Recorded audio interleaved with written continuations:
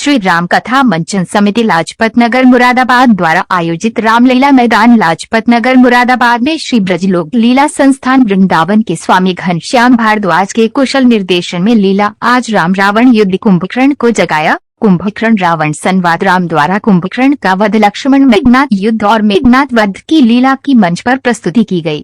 लंकापति रावण का दरबार लगा है और वह अपने मंत्री और सेनापतियों के साथ युद्ध की समीक्षा कर रहा है और वह युद्ध में स्वयं जाने का निर्णय लेता है। वह युद्ध के मैदान में पहुंचता है और भयंकर युद्ध आरंभ होता है। दोनों ओर से अनेकों प्रकार की अस्त्र शास्त्र का प्रयोग होता है और जिसमें अनेकों लोग मारे जाते हैं। राम रावण को मूर्छित कर देते हैं और उसका साथी वापस लंका ले जाता है। रावण कुंभकर्ण को जगाने का निर्णय लेता है और उसे जगाने के लिए सेना भेजता है।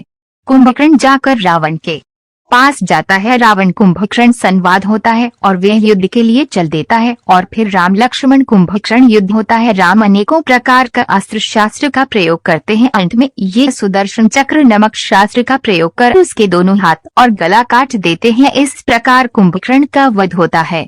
रावण अपने दरबार में बैठा है और उसे समाचार मिलता है कि आपकी भ्राता कुंभकर्ण का वध हो गया है और वह शोक में डूब जाता है। तभी रावण का ज्येष्ठ पुत्र इंद्रजीत आता है और युद्ध में जाने की आज्ञा लेकर पहले अपनी कुल देवी की पूजा करने जाता है और वह जब यज्ञ कर रहा होता है तभी विभीषण के साथ लक्ष्मण हनुमान आदि वीर लंका में आकर यज्ञ भंग करते हैं और फिर मेघनाथ लक्ष्मण भयंकर युद्ध होता है और जिसमें मेघनाथ को वीरगति प्राप्त होती है।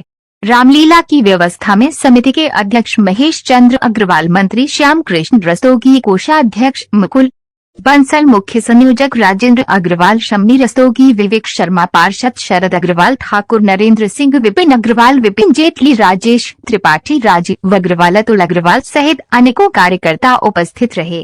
बाणों से दिया जाएगा। अरे क्या तू ही क्या छोड़ेगा? किसी को नहीं छोड़ूंगा और युद्ध होने लगा।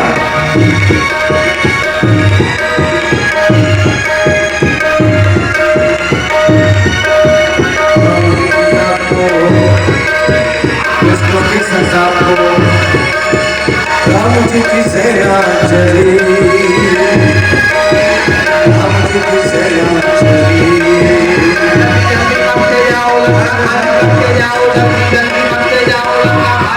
और राम जी ने कहा चले उठी जाओ।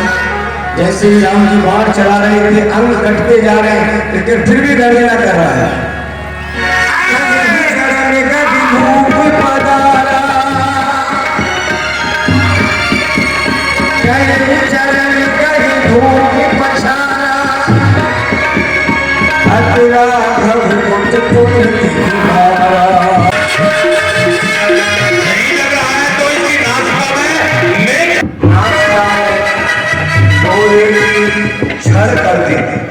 तो आप अंदाज लगाइए, जिसकी नासिका में लोहे की छड़ की जा रही हो तो कितना बड़ा आकार होगा। उसमें तो खींचने लगा और ठगो तभी लगेगा।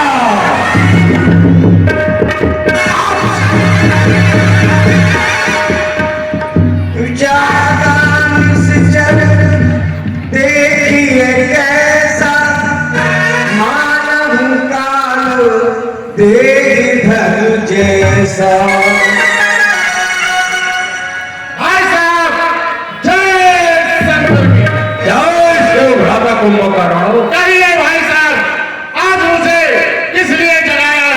कुंभकर्ण बूझा कहू भाई, काहे तब मुख लगे सुखाई। कथा कही सब दी अभिमानी। जी कुंभकर्ण, भाई साहब तुम तो सो रहे हो, तुम्हें यह ध्यान नहीं कि हमारे लंका के भीतर क्या हो रहा है? क्या हो रहा है? देखो, एक बार हमारी बहन सुपर्ण कुमार पंचवटी पर घूमने के लिए गई थी। वहां पर अयोध्या के राजा दशरथ के 2 पुत्र आए हुए हैं अपनी पत्नी के साथ।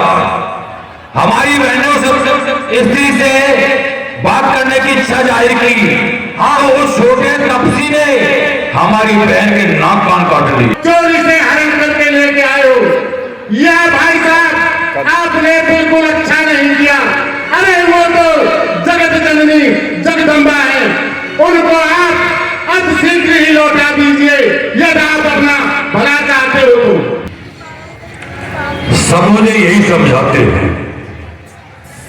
जबकि मैं त्रिकालदर्शी हूँ, 4 वेद 6 शास्त्र 18 पुराण का ज्ञाता हूँ, और मुझे समझाते हैं तब श्रवण विभीषण जानामि सीताम जनक प्रसूताम जानामि रामम मधुसूदनम च जानामि पदम च निजम दशस्य तथा सीताम समर्पयामि।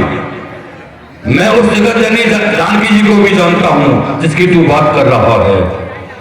उस मधुदैत के नाशक विष्णु के अवतार राम को भी जानता हूँ, और मैं ये भी मानता हूँ कि उन्हीं के हाथों मेरा वध होगा। लेकिन इतना जानने के पश्चात भी मैं सीता को वापस नहीं कर सकता हूँ। समझ रहे हो ना भाई साहब? मेरा तो व्याकुल कुंभकर्ण पर आवा। चाचा जी, आपका भोजन का समय हो गया है, आपको 6 महीने हो गए सोते सोते। ऐसे नहीं लगेगा, अच्छा, जोर से आवाज लगाओ। चाचा कुंभकर्ण, चाचा कुंभकर्ण जागिए, और जोर से लगाओ। चाचा कुंभकर्ण जागिए।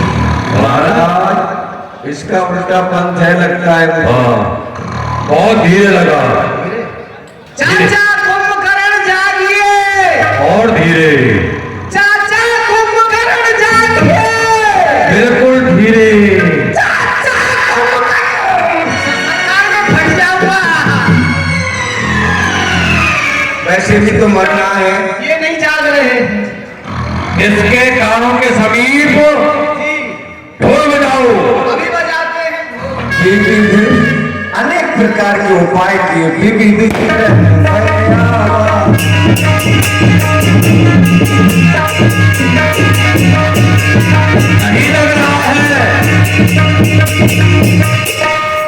मायावान जगत गई